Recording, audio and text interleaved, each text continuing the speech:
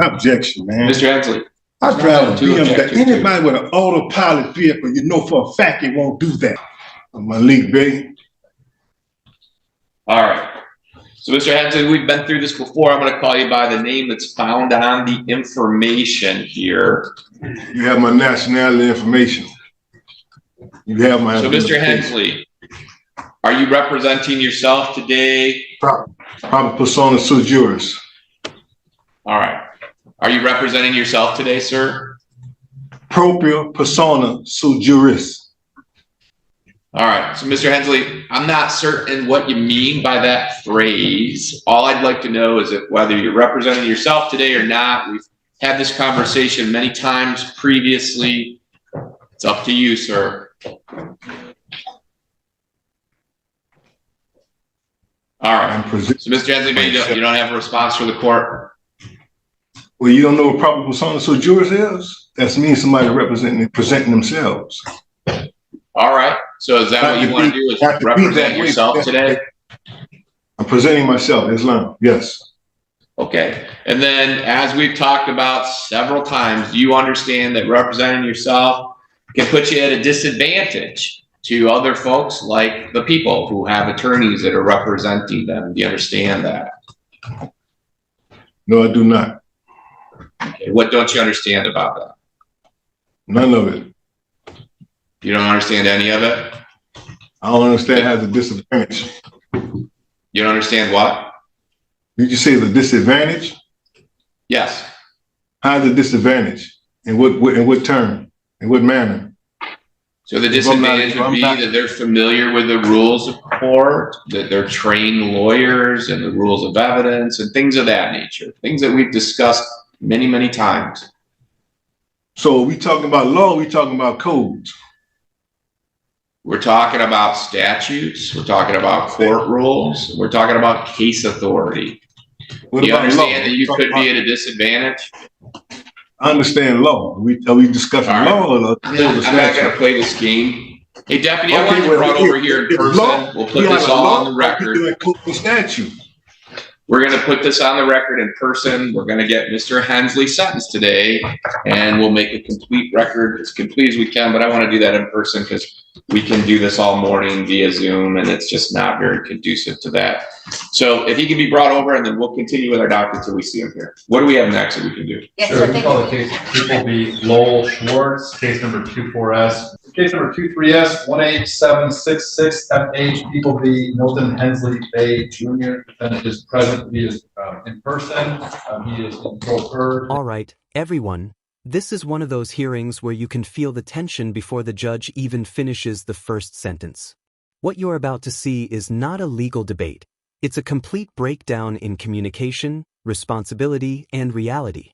The defendant isn't just representing himself. He's attempting to rewrite the entire courtroom structure using buzzwords, pseudo-legal phrases, and sovereign-style objections that the court has already rejected multiple times. This isn't his first appearance. It's not his second, and it's definitely not his first warning. The judge has tried patience, clarification, and repetition, yet here we are again, circling the same arguments while a sentencing hearing looms. What makes this case especially serious is what's underneath the procedural chaos. A violent road rage incident involving a firearm and a family with a child in the car. The administrator for sentencing, and in front of him at the podium, I've provided 2 copies of his right to appellate. All right. So, Mr. Hensley, we are back this morning for Circuit Court sentencing. He's appearing in person. We did try to start this earlier with him remote at the jail. It just made more sense for the court to have him present where we're not trying to talk through Zoom. So, Mr. Hensley, here we are again today, sir. First, I want to start with this. When I arraigned you a couple weeks ago, you were given the opportunity to request court-appointed counsel, and you were also given the opportunity for the last several months to retain your own counsel. Are you representing yourself today, sir? For objection, for the record, make the record reflect. My appellation is Malik, title is Bey. Works American National under Islam. Anything else? Proper persona sui juris. All right. So, sir, the information that I have in front of me has your listed name as Milton Joseph Hensley Jr. So we've been through this before. Respectfully, I'm going to call you by the name that is listed in the information, Mr. Hensley. So, Mr. Hensley, do you wish to proceed by representing yourself today, sir? Over my Fifth Amendment right. All right. You don't wish to answer any questions from the court? Over my Fifth Amendment right. All right. So you're not going to answer the court when I'm asking, do you wish to proceed representing yourself today for circuit court sentencing?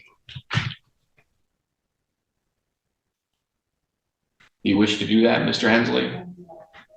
Objection. My appellation is Malik. The title is big. All right.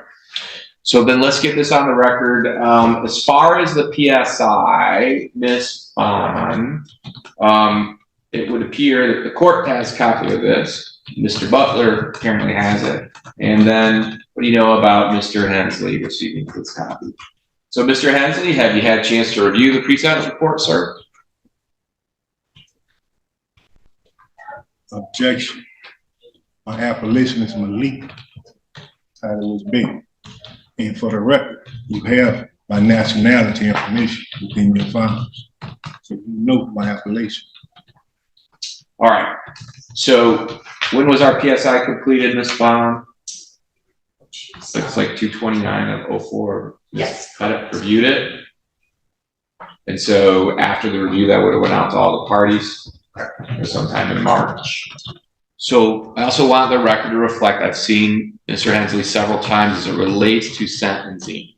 He had been appearing for all of his court appearances. He had been cooperating with the court as it relates to expressing his desire to represent himself in these proceedings. He's never wavered from that, which is why the court is inquiring again today. I recognize that sentencing is an important part of the circuit court process. It's certainly a hearing, if you will, that would require and entitle, I should say, the defendant to the assistance of an attorney, which is why I'm asking. However, the court is balancing that with the idea that this circuit court sentencing date has been delayed several. This exchange right here is the classic sovereign citizen playbook in action. Instead of answering a simple yes or no question, are you representing yourself? The defendant pivots to invented terminology designed to derail the proceedings. Phrases like persona juris or presenting myself don't exist in any recognized legal framework, and the judge knows it. Notice how calm the court remains. The judge isn't mocking him, isn't raising his voice, just trying to get a clear answer on the record. That's because this question matters. Representation determines rights, warnings, and how sentencing proceeds. But this defendant isn't interested in clarity. Confusion is the strategy. And every time he refuses to answer directly, he digs himself deeper into a hole the court has already seen dozens of times before. Several times, and the court can't help but glean at this point, it just appears to be a delay tactic. The court, we sift that back through the dates, has given Mr. Hensley several times to hire counsel. He expressed that interest. Again, it appears in hindsight that it's simply a delay tactic.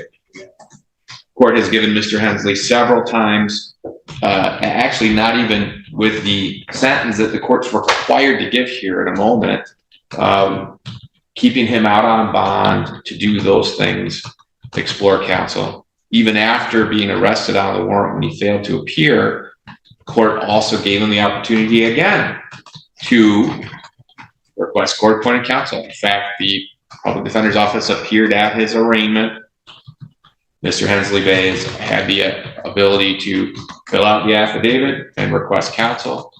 Here this morning, in response to the court's questioning, he does not appear interested in answering the court's questioning. Again, it appears to be a delay tactic. I am comfortable that the pre-sentence report has been provided months ago to Mr. Hensley.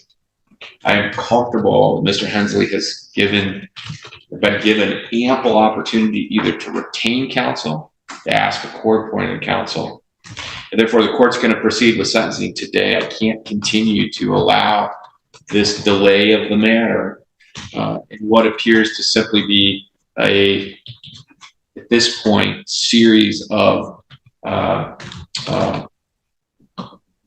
incidents and responses, or lack thereof of responses, simply to delay the matter. I know Mr. Hensley's been engaged with this. We have several filings that are not court filings that he has continued to send to the clerk's office, some of which he has referenced, none of which have anything to do with the case and or the court's requirement to get him sentenced now that he has been convicted. Here's the moment that seals it. The judge explains, slowly, clearly, and respectfully, why representing yourself is a disadvantage. Lawyers know rules of evidence, procedure, and case law. This isn't an insult. It's a warning meant to protect the defendant. And the response? I don't understand any of it. That's not confusion, that's defiance. The court has already gone over this many times. The refusal to acknowledge basic reality tells the judge everything they need to know moving forward. Courts are required to ensure a defendant knowingly waives counsel. What's happening here is the judge building a record, step by step, so no one can later claim this defendant wasn't warned. This is patience on full display, but patience with an expiration date. Several months ago of these crimes. So what I'm going to do is I'm going to start with then Mr. Butler. As it relates to the PSI, are you aware of any corrections, additions, or deletions that need to be made with it other than what we've already placed on the record with probation? I would just ask the court to take a look at offense variable 4 regarding psychological injury to the victim. We did receive a victim impact statement. It looks like it came from Robert Siegel, who was the male occupant of the vehicle. In this case, the victim. We received that just this morning, about 2 hours ago. So I could read that. I do believe it references facts to validate scoring for week 4. All right. So why don't you read that? Okay. This is from Rob Siegel, that's S-I-E-G-E-L. He says, I do have things to say to the judge and the proceedings that I would like to be read during the sentencing below. Your Honor, I apologize for not being here in person today, but I could not find the time again to keep seeing this through. The amount of stress and anxiety Mr. Hensley has caused my family is downright disgusting and infuriating. Pull a gun on a family driving down the highway for nothing more than getting out of his way not getting out of his way fast enough is obscene. My daughter, who was only 9 years old at the time with special needs, was terrified, and it took months for her to feel comfortable riding in any vehicle again because she was scared someone was going to cut her life short for seemingly no reason at all. My wife had to start and is still in therapy over this whole situation, which has thankfully helped her anxiety levels to become manageable, but also is not covered under our insurance. So it's cost us quite a large sum of money, and that brings with it its own stresses to our family and social life. I find myself driving and cannot seem to relax because anyone I see speeding up behind us reminds me of the terrible people in the world and just how ignorant someone can be with disregard for others' lives, including those of its own family and child in the car. And right here, the judge makes a critical call. This hearing cannot continue over Zoom. When someone weaponizes interruptions, delays, and semantics, remote court becomes unmanageable. Bringing the defendant in person removes the smoke screen. This isn't punishment, it's control of the courtroom. Judges are responsible for maintaining order, and Zoom only works when both sides cooperate. That clearly isn't happening here. Notice how quickly things move once the decision is made. The court isn't debating anymore, it's acting. This signals a major shift. From this point forward, the court is no longer entertaining distractions. Sentencing is coming whether the defendant likes it or not. There are previous charges against Mr. Hensley for almost the exact same situation where he brandishes a gun and threatens to kill people because of his unchecked aggression and inability to safely operate a vehicle, which then turns to road rage. I plead that the court recognize this man as a danger to society, whose blatant disregard for human life will eventually cause someone to lose theirs, if not his own. Because of all the pain, sufferings, financial burdens, and overall creation of trauma and issues in the many lives he's affected, I petition that the court give Mr. Hensley the maximum sentence possible for his crimes, so that my family and others he's affected may know some semblance of peace. To Mr. Hensley, despite everything you've done to my family over this very long process and the disdain I have for you as a human being, I hope that your time behind bars will allow you to see life differently, and that you can truly find the error of your ways and become better for yourself and your family. So with that statement, I think we have two individuals that are reported by Mr. Stagel to have suffered emotionally from this, his 9-year-old daughter and his wife, both of them were in the crowd time. I think that would validate more than 10 points. I object to that. Hold on. So, Mr. Hensley, what is your objection? Tell him prove everything he's saying. If his wife and everybody went through the trauma, show me the doctor bill and report that he went through it. Because I can't believe somebody that was slamming the brakes on the interstate at 75, 80 miles per hour deal with trauma. You could have killed us and everything behind me. Ain't no such thing as you got trauma for you slamming your brakes. All right. Prove the accusation that you made. Prove it.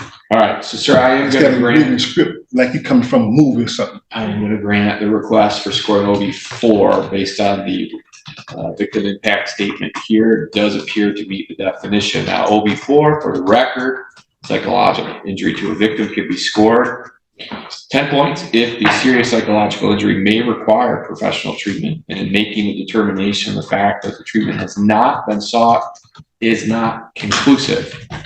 First, we have the issue of the 9-year-old in the car, apparently with special needs, and dad, victim, has expressed in that statement that was just read into the record how this is still affecting the minor child.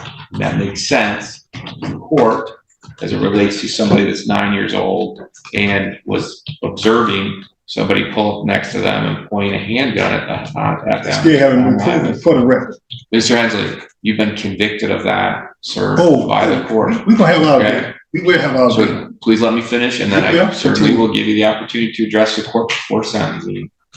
And then also, pursuant to the statement that was just read into the record from the wife, who also was in the car, according to the testimony at the trial, she is not only suffering from the effects of this, has sought treatment and continues to seek treatment, which is in line with the OV scoring guidelines that professional treatment may be required, in fact has been, and is still being engaged.